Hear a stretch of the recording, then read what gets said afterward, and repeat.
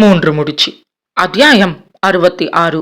தன் மடியில் கண்மூடி படுத்து இருந்த சாந்தியை பார்த்து, அத்தை, கண்ணை முழிச்சு பாருங்க என்று கண்ணீர் விட்டு அழுது கொண்டு இருந்தாள் அஸ்வினி.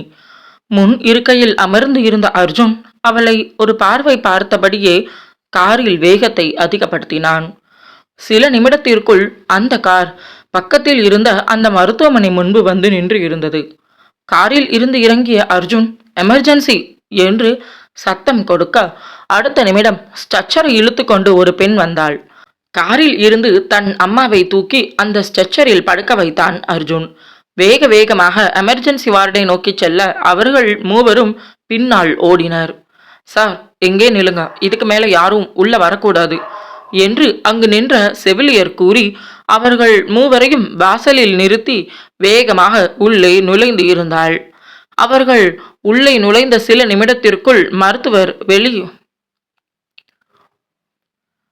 மருத்துவர் வேகமாக உள்ளே நுழைய, என் மனைவிக்கு எதுவும் ஆகாதுதானே டாக்டர் என்று சுப்பிரமணி கேட்கவும், சார், இன்னும் எதுவும் செக் பண்ணல, கொஞ்ச நேரம் வெயிட் பண்ணுங்க, செக் பண்ணிட்டு வந்து சொல்லுவோம் என்று கூறிய மருத்துவர் உள்ளே நுழைந்துவிட, அந்த சிறிய துளை வழியாக பார்த்து கொண்டு இருந்த அவருக்கு மனம் கனத்தது.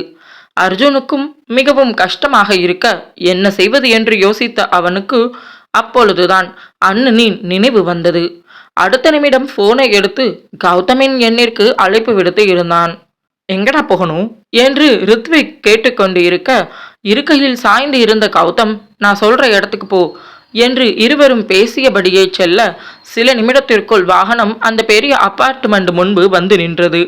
டேய், இங்க எதுக்குடா என்று ரித்விக் கேட்கவும், சொல்றேன் நீ வா என்று கௌதம் சொல்லி முன்னால் அவன் நடக்கவும் அவனை தொடர்ந்து நடந்தான் ரித்விக். அங்கு ஏற்கனவே நின்று இருந்தான் ரோஹித். அவனை பார்த்ததுமே, இவனை எதுக்கு கூட்டிட்டு வந்திருக்க என்று ரித்விக் கேட்கவும், எல்லாம் காரணமாதான் என்று சொல்லியபடியே காரில் இருந்து இறங்கினான் கௌதம். அவனை தொடர்ந்து இறங்கிய ரித்விக் என்னாச்சு என்று புரியாமல் பார்க்க, மச்சான், நீ சொன்ன மாதிரி ஏற்கனவே நான் பார்த்துட்டேன் என்று ரோஹித் கூறவும், எதடா என்று ரித்விக் கேட்கவும், அபார்ட்மெண்ட் என்று ரோஹித் கூற, டேய், அப்போ உண்மையாதான் சொல்றியா என்ன என்று மீண்டும் தன் நண்பனை பார்த்தான் ரித்விக். பொய் சொல்லுறதுல எனக்கு என்ன மச்சான் கிடைக்க போகுது என்று கௌதம் கேட்கவும், கௌதம் உண்மையிலேயே அவர்கள் இருவருக்கும் பார்த்து வைத்து இருந்த அபார்ட்மெண்ட்டுக்கு அழைத்து சென்று இருந்தான். இது தாண்டா என்று 12வது தளத்தில் இருந்த அந்த சிறிய பிளாட்டின் உள்ளே அழைத்து சென்றான். பெரிய ஹால், 2 படுக்கை அறை, ஒரு பால்கனி என்று வீடு மிகவும் அழகாக இருந்தது. சிறிய மாடர்ன் கிச்சன் என்று அனைத்தையும் பார்த்த அவர்களுக்கு, எனக்கு இந்த வீடு ரொம்ப பிடிச்சிருக்குதுடா, இந்த வீட்டுக்கு ஃபைனல் பண்ணிடலாம் என்று கௌதம் சொல்ல, அப்போ ஓகேடா, அட்வான்ஸ் பேமெண்ட் எல்லாத்தையும் செக் பண்ணிட்டு நான் சொல்றேன் என்று ரோஹித் கூறவும், ஓகேடா என்று தலையசைத்தான். அவர்கள் பேசிக்கொண்டு இருக்கும் பொழுது கௌதமின் போன் ஒலி எழுப்பவும், தன் பேண்ட் பாக்கெட்டில் இருந்த போனை வெளியில் எடுத்த கௌதம், யாருடா என்று ரோஹித் கேட்ட கேள்வியில், அர்ஜுன் என்று கூறி சில நொடியில், எடுப்பதா வேண்டாமா என்று மௌனத்தோடு இருக்க, என்னடா அட்டன் பண்ணி பேசு என்று ரோஹித் கூறவும் அட்டன் செய்து காதில் வைத்தான். ஹலோ அண்ணா, எங்க இருக்க என்று அவன் பதட்டமாக பேச தொடங்கவும், என்ன ஆச்சு அர்ஜுன், ஏன் இவ்வளோ பதட்டமா பேசுற என்று கேட்கவும், அண்ணா எங்க இருக்க என்று மீண்டும் அர்ஜுன் கேட்க, நான் இங்க கொஞ்சம் வெளியில வந்திருக்கேன், ஏதாவது பிரச்சனையாடா என்று கௌதம் கேட்கவும், அண்ணா அம்மாவுக்கு என்று அவன் மூச்சு வாங்க, அம்மாவுக்கு என்னாச்சுடா என்று அவன் பதட்டமாக கேட்கவும், அம்மா திடீர்னு நெஞ்சு பிடிச்சி விழுந்துட்டாங்க, ஹாஸ்பிட்டலுக்கு கூட்டிட்டு வந்திருக்கோம், எமர்ஜென்சி வார்டில் இருக்காங்க என்று அர்ஜுன் கூற, அத்தனை அதிர்ச்சியாக போனது கௌதமிற்கு.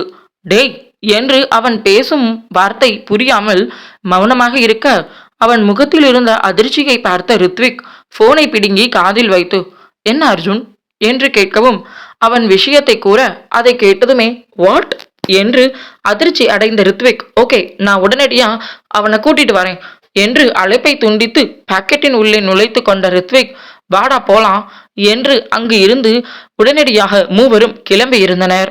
ரோஹித் அவனது பைக்கிலும் மற்ற இருவரும் காரிலும் வேகமாக மருத்துவமனையை நோக்கி வந்தனர். காரில் அனைவரும் சென்ற பின்பு வீட்டின் வாயிலில் பாட்டி நின்று கொண்டு இருக்க, தன் அறையில் அழுது கொண்டு இருந்த திவ்யாவும் ஹரிணியும் சில நிமிடத்திற்கு பிறகு கீழே ஏதோ சத்தம் கேட்பதை உணர்ந்து, ஏதோ சத்தம் கேட்குது இல்ல ஹரிணி என்று திவ்யா கேட்கவும், ஆம் என்று தலையசைத்து, என்னவா இருக்கும் என்று இருவரும் புரியாமல் ஒருவரை ஒருவர் பார்த்து நேராக மேலிருந்து எட்டி பார்த்தனர். கீழே யாரும் இல்லாத நேரத்தில் அவர்கள் காதில் கேட்டது காரின் ஒலி. கார்ல யாரோ வெளியில போற மாதிரி இருக்குது என்று ஹரிணி கூறவும், அதை கேட்ட இருவரும் வேகமாக கீழே இறங்கி வந்தனர். நேராக வாசலுக்கு வர அங்கு பாட்டி நின்று கொண்டு இருக்க, பாட்டி இங்க எதுக்கு நிக்கிறீங்க, என்னாச்சு, வீடு ரொம்ப அமைதியா இருக்குது, ஆனா மேலே ஏதோ சத்தம் கேட்ட மாதிரி இருந்துச்சு என்று திவ்யா கேட்கவும், உங்க அம்மாவுக்கு பிரச்சனை, ஆஸ்பத்திரிக்கு கொண்டு போயிருக்காங்க என்று பாட்டி கூறவும் அதிர்ந்து போனாள் அவள். அம்மாவுக்கு என்னாச்சு என்று திவ்யா பதட்டமாக கேட்கவும், தெரியல என்று அமைதியாக தலையசைத்தார் பாட்டி. அதை கேட்ட அவளுக்கு என்ன சொல்வது என்று தெரியவில்லை. வீட்டின் உள்ளே நுழைந்த திவ்யா தன் போனை எடுத்து உடனடியாக அவர் வீட்டின் டிரைவரின் எண்ணிற்கு அழைப்பு விடுத்து காத்து கொண்டு இருக்க, அவர் அழைப்பை ஏற்றதும், அண்ணா கொஞ்சம் வீட்டுக்கு வாங்க, ஹாஸ்பிட்டல் வரைக்கும் போகணும் என்று கூறி அவர் வரும் நேரத்திற்காக காத்திருக்க இருவரும் கிளம்பி தயாராக இருந்தனர். என்ன ஆச்சு பாட்டி, அம்மா நல்லா தானே இருந்தாங்க என்று திவ்யா கேட்கவும், அவர் சொல்ல மனமே இல்லாமல் அமர்ந்து இருந்தார். அவரது மனம் குற்ற உணர்வில் இருந்தது போலும். அவரால் அவர்களிடம் சொல்ல முடியும் என்று தோன்றவில்லை. அதனால் அவர் தான் வரவில்லை என்று கூறிவிட, அவள் என்னமோ பண்ணுங்க என்று வேகமாக ஹரிணியுடன் வெளியில் வந்தாள். காரை எடுப்பதற்காக டிரைவர் வர, சீக்கிரம் அண்ணா என்று கூறி காரின் உள் ஏறி அவள் அமர்ந்து கொள்ள, அவளுடன் ஹரிணியும் அமர்ந்து கொள்ள, இருவரும் காரில் அமர்ந்து சில நிமிடத்திற்குள் கார் மருத்துவமனையை நோக்கி பயணத்தை தொடங்கி இருந்தது. அந்த பெரிய மருத்துவமனை முன்பு வாகனம் நிற்கவும் அதில் இருந்து இறங்கிக் கொண்டவர்கள் வேகமாக மருத்துவமனை உள்ளே ஓடினர். எமர்ஜென்சி வார்டின் முன்பு அழுது கொண்டு இருந்த மூவரையும் பார்த்து, என்னாச்சு அம்மாவுக்கு என்று கௌதம் கேட்கவும், தெரியல, அப்பா கூப்பிட்டதுல தான் நானே வந்தேன் என்று அர்ஜுன் கூறவும், அதை கேட்டதுமே அவனின் பார்வை அவன் அப்பாவின் மீது சென்றதும் அவர் தலை குனிந்து அமர்ந்து இருக்க அவனுக்கு என்ன பேசுவது என்று தெரியவில்லை. அங்கு கண்ணீர் விட்டு அழுது கொண்டு இருந்த அவளை பார்த்ததும், என்ன ஆச்சு அஸ்வினி என்று கௌதம் கேட்கவும், அதை கேட்டதுமே நிமிர்ந்து பார்த்த அவள் என்ன சொல்வது என்று தெரியாமல் மீண்டும் தலை குனிந்து கொண்டாள். அதை பார்த்த அவனுக்கு என்ன பேசுவது என்று தெரியவில்லை. யாராவது ஒருத்தர் வாயை திறந்து பேச வேண்டும் அல்லவா? யாருமே பேசவில்லை என்றால் அவனும் என்னதான் செய்வான்?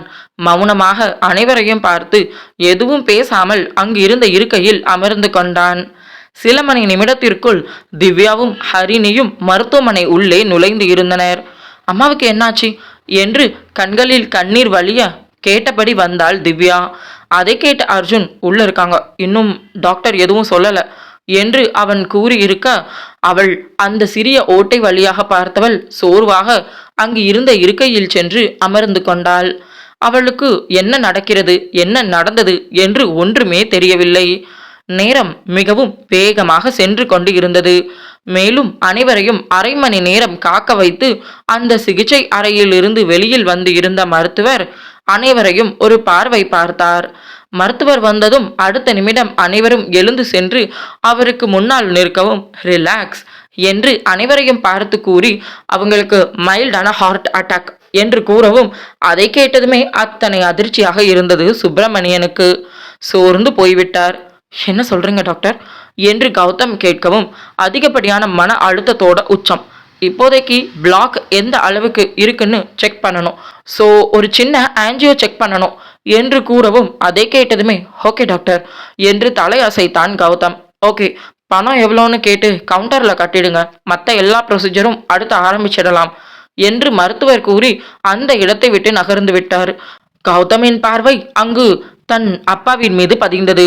தோய்வாக அந்த இருக்கையில் அமர்ந்து இருந்த தன் அப்பாவை பார்த்ததும் மனம் வலித்தது கௌதமிற்கு. அப்பா என்று மெல்லிய குரலில் அவன் அழைக்கவும், நிமிர்ந்த சுப்பிரமணியன் கண்கள் கலங்கி இருந்தது. அப்பா, அம்மாவுக்கு ஒன்றும் இருக்காது என்று கூறிய கௌதம், அர்ஜுன் என்று அழைக்கவும் முன்னால் வந்தான். கவுண்டர் எங்க இருக்குன்னு தெரியுமா என்று கௌதம் கேட்கவும், அவர் தன் பாக்கெட்டில் இருந்த கார்டு ஒன்றை எடுத்து நீட்டினார். அதை வாங்கிய கௌதம், சரிப்பா, நான் பார்த்துக்கிறேன் என்று கூறி வேகமாக நகர்ந்தான். கௌதம், ரித்விக் இருவரும் கவுண்டரை நோக்கி சென்று கொண்டு இருக்க, அங்கு அமர்ந்து இருந்த அஸ்வினியை பார்த்த திவ்யா, எல்லாமே உன்னாலதான் என்று கோபத்தோடு கத்தவும், அதை கேட்டுக்கொண்டு இருந்த அர்ஜுன், பார்த்து பேசு திவ்யா, எல்லா பிரச்சனைக்கும் நீதான் காரணம் என்று அவன் கூறவும், அதை கேட்டதுமே திவ்யா அர்ஜுனை நிமிர்ந்து பார்க்க, என்ன பார்க்கிற, எல்லா பிரச்சனைக்கும் நீதான் காரணம் என்று அர்ஜுன் திவ்யாவை பார்த்து அழுத்தமாக கூற, நான் என்ன பண்ணினேன் அண்ணா, இவதான் எல்லா பிரச்சனைக்கும் காரணம். இவ மட்டும் அவளோட ஊர்ல இருந்திருந்தா இன்னைக்கு நம்ம வீட்ல இப்படி ஒரு பிரச்சனை வந்திருக்கும்னு நினைக்கிறீங்களா என்று திவ்யா கோபத்தோடு கேட்கவும், அமைதியா இரு திவ்யா என்று சுப்பிரமணியன் கோபத்தில் பேசினார். இந்த கோபம் அன்றே காட்டியிருந்தால் இந்த நிலைக்கு தன் மனைவி வந்து இருக்க மாட்டாரோ என்று இந்த நொடி தோன்றியது சுப்பிரமணியனுக்கு. கதையை தொடர்ச்சியா கேட்க மறக்காம சேனலை சப்ஸ்கிரைப் பண்ணிக்கோங்க. வீடியோ பிடிச்சிருந்தா லைக் பண்ணிக்கோங்க. இன்னைக்கு எபிசோடு எப்படி இருந்துச்சுன்னு மறக்காம கீழே இருக்கக்கூடிய கமெண்ட் பாக்ஸ்ல சொல்லிடுங்க. தேங்க்யூ ஃபார் வாட்சிங்.